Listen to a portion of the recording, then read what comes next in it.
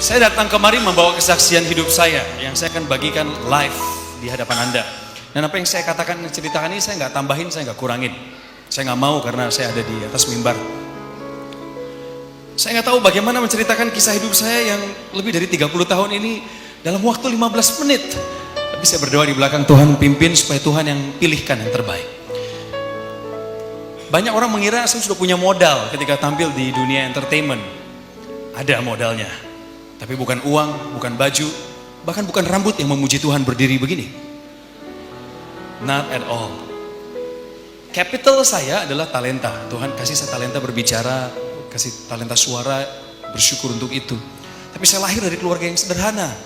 Papa saya lebih dari 20 tahun, beliau bergumul dengan pekerjaannya. Nggak pernah dapat pekerjaan tetap. Ayah saya pernah jadi mandor di sebuah proyek, pernah jadi kepala security di sebuah hotel berbintang 3, pernah jadi pengangguran. Saya tahu kisah beliau karena saya anaknya, nomor 1, saya punya 2 adik perempuan. Ibu saya, Tuhan kasih rezeki yang agak lebih, karena beliau punya talenta, punya modal dari orang tuanya, jadi yang menghidupi keluarga kami lebih dari 20 tahun sebenarnya tulang punggungnya mama saya. Nah, karena mamahnya mengambil peran ayah yang harusnya jadi sumber pencari nafkah, sering sekali ada dispute di antara mereka. Mereka sering argumen di depan saya. Sebagai anak saya menyaksikan ayah saya kadang ditolak oleh ibu saya. Gak boleh pulang kalau gak bawa sesuatu. Tapi saya coba untuk memahami mereka. Saya gak mau menyalahkan salah satu dari antara mereka. Saya sayang sama dua-duanya. Saya cinta keluarga saya. Ayah saya gak sempat ngelihat saya seperti ini, Bapak Ibu. Lalu saya ingat dulu ayah saya suka bisik-bisik ke saya, minta uang ke om kamu supaya bisa lanjut sekolah. Bapak saya bahkan gak bisa ngasih uang sekolah di waktu-waktu tertentu, waktu saya SD dulu. Jadi saya harus ngomong sama om saya, dia yang bayarin. Coke Sitohang kecil bertumbuh, puji Tuhan saya dididik di sekolah yang memang cukup strict waktu itu. Jadi saya gak ikut-ikutan gaul yang aneh-aneh. SMP saya ikut kur, ikut akapela, main basket, taekwondo, itu aja yang saya lakukan. Tapi begitu pulang ke rumah, kadang-kadang gak damai. Tapi Tuhan baik. Pelan-pelan Tuhan kasih pengertian sama ibu saya, bahwa itulah kemampuan ayah saya. Harusnya dia lebih menerima, meskipun mereka kadang dingin-dinginan. Dan puji Tuhan, ayah saya dipimpin oleh Tuhan. Karena beliau meskipun perginya kemana cari nafkah, tapi pulangnya pasti ke rumah. Dia punya hati untuk keluarganya. Beliau bukan orang sukses seperti kebanyakan bapak dan ibu sekarang yang saya lihat. Tapi saya sebagai anaknya mewarisi benih yang beliau tabur dulu. Karena beliau adalah orang yang sayang sama Tuhan Yesus. Waktu saya pergi ke Jakarta pertama kali di tahun 2002, saya orang Bandung Bapak Ibu. Saya besar di Bandung. Tahun 2002 saya pindah ke Jakarta. Waktu saya kerjaan pertama yang saya ambil adalah kuli tinta. Dengar kulinya Anda jangan pikir saya bisa begini badannya karena nguli nyangkul. Enggak ada hubungannya sama semen, kuli tinta. Tukang nulis berita, saya adalah wartawan dulunya. Pekerjaan sebagai jurnalis saya ambil karena terpaksa. Sebab waktu itu saya udah gak punya uang lagi untuk lanjut kuliah. Mama saya bilang tahun 2002, setelah saya hampir 3 tahun kuliah, beliau bilang, Cok, ini hari yang paling saya takutin. Hari dimana saya gak bisa support kamu lagi dalam biaya kuliah. So, you gotta find a job. Saya harus cari pekerjaan. Jadi saya lamar kerja ke Jakarta. Maksud saya melamar ke stasiun TV itu adalah supaya saya bisa jadi pembawa acara seperti sekarang. Tapi cara Tuhan aneh bin ajaib. CV yang saya tulis sendiri itu nyampainya ke redaksi pemberitaan stasiun televisi yang bersangkutan. Jadi saya diwawancara sama HRD-nya 6 kali bolak-balik Jakarta Bandung. Tujuannya adalah supaya saya ditempatkan di divisi pemberitaan. Jadi bukan jadi pembawa acara, malah jadi jurnalis. Saya pikir it's okay lah, yang penting saya dapat kerjaan. Jadi tahun 2002 saya pindah ke Jakarta dengan gaji 1,6 juta. Hidup di Jakarta 1,6 juta tahun 2002. Saya cerita sedikit sama Anda. Kos-kosan saya di daerah Pondok Kelapa, Jakarta Timur itu 350.000. Tolong bantu saya menghitung ya. Kemudian saya lagi nyicil handphone pertama saya pakai kartu kredit tante saya. Jadi saya selama 3 bulan harus bayar 350.000. Sudah berapa tuh? 700. Setiap bulan saya transfer ke ibu saya karena beliau kan kerja, bisnisnya udah mulai goyang. Sejak krisis moneter tahun 98. Jadi saya transfer ibu saya 500 ribu. Sudah 1,2 ya? Ya, 1,2. Jangan lupa persepuluhan. Nah, saya berhenti sebentar di persepuluhan. Dulu waktu saya kerja di radio tahun 1999, gaji pertama saya 60 ribu per bulan. Karena saya dibayar 1.500 rupiah per jam siaran. Jadi kalau masih ada penyiar radio yang digaji 1.500 di Solo, pulang dan bertobatlah. Saya dibayar 1.500 bos, tapi nggak apa-apa. Waktu itu saya senang-senang aja. Nah, waktu saya terima gaji pertama, ini cerita flashback dikit ya. Tante saya yang sudah di dalam Tuhan, udah berapi-api, dia ngomong gini, Cok, kamu harus kasih 1/10 dari pendapatan pertama kamu. Bahkan kalau perlu kasih buah sulung. Apa itu namboru? Tahu namboru nggak? Namboru itu bahasa Korea, artinya tante. Oh gitu ya namboru? Iya.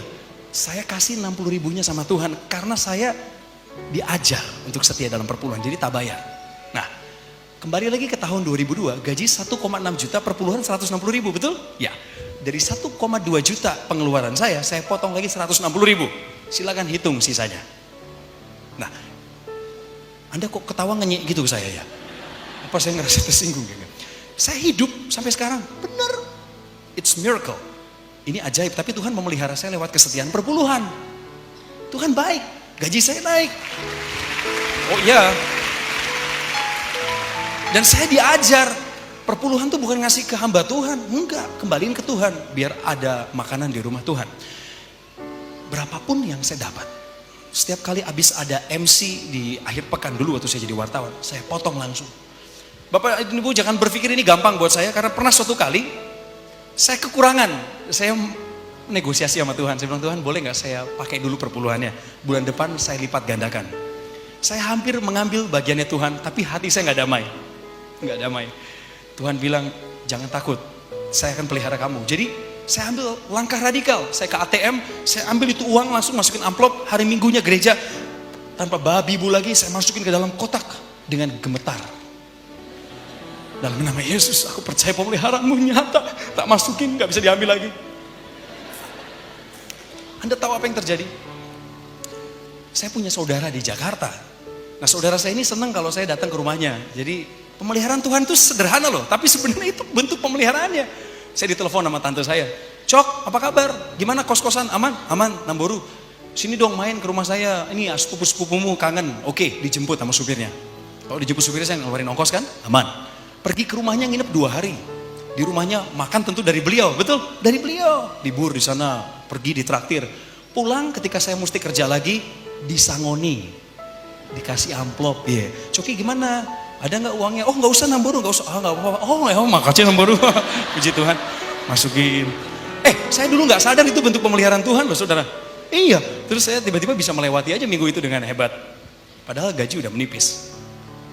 Sampai akhirnya saya berhenti bekerja di tahun 2005. Saya resign dari kantor itu dengan gaji terakhir. Sorry saya belak-belakan aja, gak apa-apa kan? 3,2 juta. Belum sarjana loh. Karena kuliah saya mandek waktu itu. Sampai sekarang pun masih. Well, saya cerita apa adanya. Jadi saya keluar tahun 2005 Bapak Ibu. Berkat pertolongan Tuhan, saya mendapatkan kesempatan untuk memulai karir saya di dunia entertainment. Tahun 2005 saya dapat kontrak 12 episode. Akhirnya saya keluar dari pekerjaan sebagai wartawan, mengejar cita-cita jadi pembicara dan pembawa acara seperti sekarang. Saya pikir semuanya mulus Bapak Ibu. Di kontrak 12 episode, di episode yang ke-7 saya tumbang, sakit. Saya nggak tahu ada penyakit itu di liver saya. Ternyata selama 2 tahun terakhir menurut analisa medis, masuklah yang namanya virus hepatitis ke hati saya. Dan saya nggak tahu karena saya nggak pernah cek ke dokter, nggak ada duit. Tahu-tahu pagi itu ya udah, saya bangun, saya merasa badan saya makin lemah, mata saya celong, jadi masuk ke dalam gitu Bapak Ibu, kurus, tirus pipinya, kuning matanya, perutnya buncit, badannya kurus. Saya nggak tahu sakit apa. Sampai pagi saya bangun, saya bilang sama Mbak, tolong bikinin saya mie instan, sarapan. Mohon maaf, saya masukin yang pertama saya muntah, lalu dibawa sama sahabat saya cek darah ke laboratorium dan saya menginap di rumah tante saya. Begitu keluar hasil tes darahnya, saya takut sekali Bapak Ibu. Saya takut banget karena sahabat saya ini orang Batak. Dia bawa hasil lab itu, ketemu sama Namboru saya yang nungguin saya di sana. Dan inilah Inilah susahnya orang Batak. Ekspresif. Sahabat saya ini masuk ruangan, saya kan lagi terkapar sakit, dia masuk ruangan terus dia gini. Namburu, dia pelukan. Saya ini yang stres kan nungguin hasilnya. Ini kenapa dia sampai nangis? Bener, saya takut sekali, saya bilang takut. Jangan-jangan ada kanker, ada apa, aduh, enggak. Saya bilang, tolong kamu ngomong dulu sama saya dong, apa hasilnya? Dibuka hasilnya Bapak Ibu. Kalau Anda cek darah sekarang, Anda sehat, cek kondisi liver Anda, SGPT, SGOT, betul ya? Itu SGPT nggak boleh lebih dari angka 41, SGOT tidak boleh lebih dari 39. Jadi kalau udah di atas itu, hati-hati, Anda sudah kena liver. Anda harus istirahat maksimal, minum obat beberapa minggu. Anda tahu hasil saya berapa? Mau tebak-tebakan angka? Sebut aja nggak apa-apa, saya nggak akan tersinggung.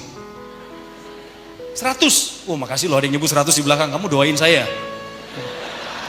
Oh faktanya brother, SGPT saya 1500, puji Tuhan. SGOT saya 900. Dan saya masih bangga sampai sekarang punya hasil itu. Saya taruh, saya figura. Setiap kali saya lihat figura itu saya ingat, Tuhan menyelamatkan saya dari ujung maut. Oh ya, saya nggak main-main soal ini. Tapi bukan soal kesembuhan loh. Saya pikir kesembuhan itu goalnya, enggak.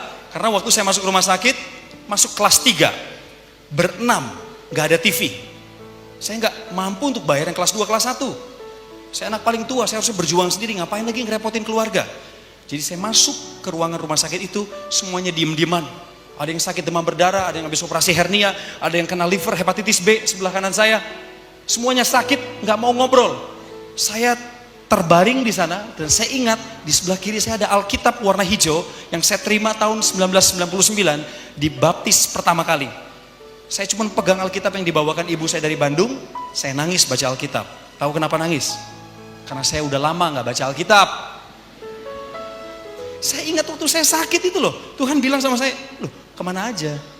Kamu nggak kangen sama aku ya? Saya ingat flashback lagi 2 tahun terakhir hidup saya sebelum saya sakit itu kacau balau Pak, Bu. Mohon maaf ini, gereja sih gereja, kadang nggak gereja juga, tapi udah nggak ada saat teduh, udah nggak ada hubungan intim sama Tuhan, nggak ada. Saya harus saksikan sama Anda. Pagi bangun tuh udah kayak biasa aja, doa singkat pergi. Malam lebih lagi. Jangan harap saya berdoa baca firman, doa aja sambil tidur Bapak Ibu. Tuhan Yesus yang baik, aminnya besok pagi. Bener, kacau, messed up with my life at that moment. Jadi waktu di rumah sakit itu saya lihat Alkitab, saya nangis, saya bilang Tuhan ampuni saya. Saya nggak minta kesembuhan, nggak berani saya, malu. Jadi saya bilang Tuhan ampuni saya. Aku baca Alkitab, aku dapat ayat Yeremia 29 ayat 11. Sebab aku ini mengetahui rancangan apa yang ada padamu, yang ada padaku mengenai dirimu, yaitu rancangan damai sejahtera dan bukan mendatangkan kecelakaan, untuk mendatangkan masa depan yang penuh harapan. Saya pegang itu ayat, tapi faktanya saya di rumah sakit. Jadi saya mengeluh lagi sama Tuhan. Kenapa? Tuhan bilang saya mau dikasih masa depan cerah, tapi hari ini saya sakit liver Tuhan. Saya sabar, saya kembali kepada purpose driven life saya, buku yang menolong saya itu juga, dan kembali kepada Alkitab. Setelah saya keluar dari rumah sakit, Tuhan sembuhkan saya secara ajaib dengan cepat. 3 bulan saya recover, meskipun berat, diem di rumah nggak ngapa-ngapain, cuman keluar rumah kena matahari sedikit, masuk lagi ke rumah nonton televisi. Stres kalau nonton TV Bapak Ibu, karena tahun 2006 saya nonton TV, saya ngelihat presenter tuh keren-keren, pemain sinetron, wah bajunya keren bagus, saya nggak punya modal itu. Saya harus mulai dari nol, karena saya lagi sakit kan. Saya lagi pemulihan, stres. Setiap stres saya kembali lagi ke firman. Saya nggak punya pegangan lain. Kamus saya semua sudah dibakar. Buku petunjuk saya, Yellow Pages, nggak ada. Adanya Alkitab. Ya wes, kita baca aja. Saya merasakan dikuatkan. 2006 memulai karir, 2007 Tuhan angkat. Yang dulunya hilang sama iblis dicuri, biaya-biaya yang nggak penting, membuat saya sakit, Tuhan kembaliin. Tuhan kembaliinnya nggak 1-2 kali lipat. Tuhan ingat mungkinnya dulu pernah saya menabur. Meskipun waktu dulu saya menabur, saya nggak minta sama Tuhan, Tuhan berkati saya 10 kali ganda, 1000 kali ganda. Saya hanya taat saja mengembalikan perpuluhan itu. Tapi Tuhan baik. Hari ini, Bapak Ibu, saya bersaksi di hadapan Anda, dan bukan hanya di depan Anda, di depan televisi. Saya mesti bilang, Tuhan Yesusku baik. God is good all the time, and all the time God is good. Oh, banyak sekali yang pengen saya ceritain, tapi nggak malam ini. Sepertinya Anda harus mengundang saya lagi.